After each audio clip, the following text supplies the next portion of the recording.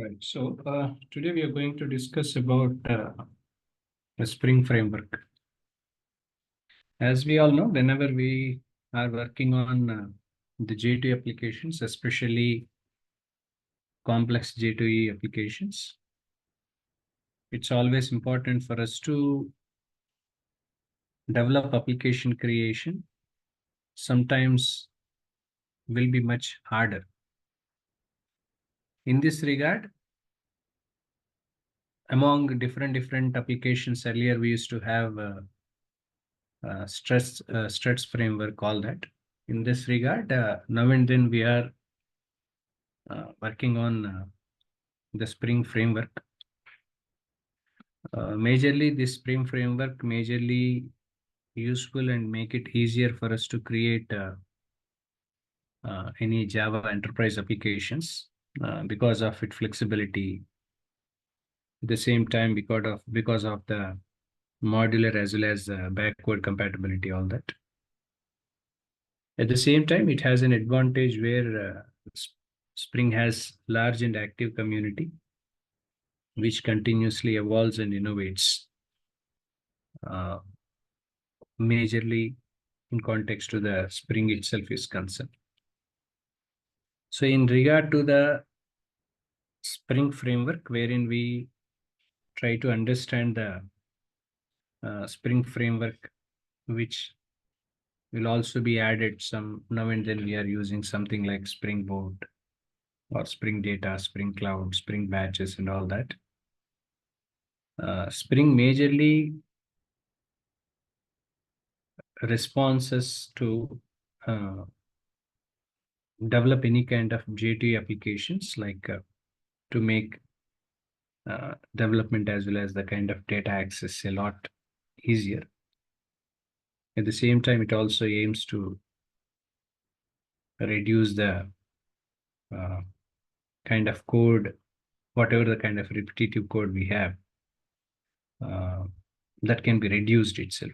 At the same time, majorly this Spring framework majorly used for us to create other Spring projects which are built on top of it. For example, Spring Data makes data access easier. At the same time, security handling, security aspects of Java application, all that stuff. But in regard to the Spring Boot itself is concerned, it majorly creates the kind of applications which all involve a lot of choice of making configurations, at the same time cumbersome deployment models, etc. all that regard. So that's the reason why when it comes to the Spring framework itself is concerned, which is a standalone of it choice, where majorly useful as a reusable software environment, which can be used as well as reused anywhere, serves as a support on which applications are built. At the same time, it also provides a particular functionality, helps in web development and data access. Along with this, it's also facilitate development of software applications, products, and solutions, where generally the Spring framework will be categorized into different parts. So when we try to understand about Spring framework from the key areas itself is concerned, the first one about Spring Core. Next one itself is called Spring Web. Third one is called AOP, which is called aspect-oriented programming. Next one is called Spring Data Access.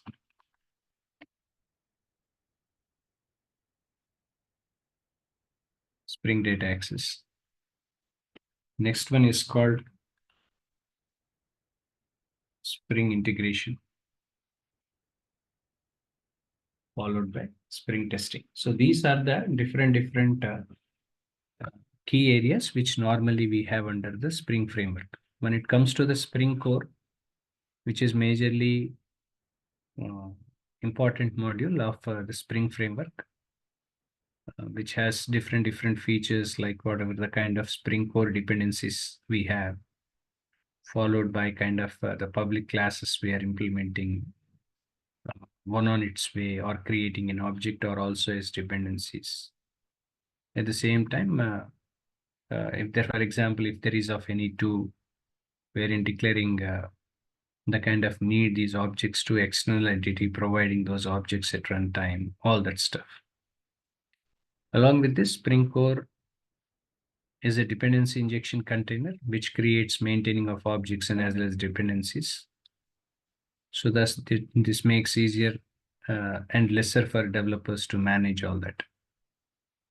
Now, when it comes to Spring Web itself is concerned, which is a module, it's a framework for handling web request. Either it can be WebMVC or WebFlux and all that. Majorly, when it comes to the WebMVC itself is concerned, then trying to understand about servlet Java language introduced for interacting with the web via built-in frameworks called Servlet API, all that. When it comes to a key components in servlets, whatever the kind of objects which are receiving a request and generate a response based on the request, all that. But there are some challenges even we can see now and then. The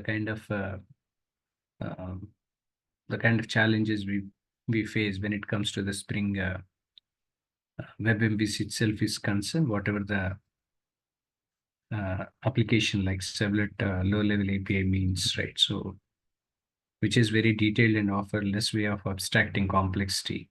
At the same time, it is also harder to use and less productive.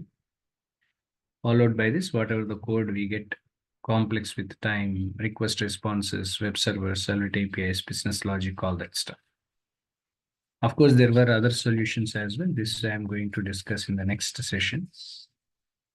Whereas when it comes to the WebFlux itself is concerned, which majorly declarative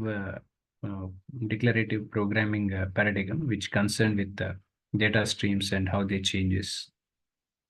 At the same time, kind of new flows which handle web request in an asynchronous fashion, and it doesn't block or wait for results in better utilization of resources. So followed by the traditional flow at the same, all that. Where in the next session, I'm going to discuss about AOP, which is about aspect-oriented programming, that I'm going to discuss in the next session. If you have any questions, please go ahead.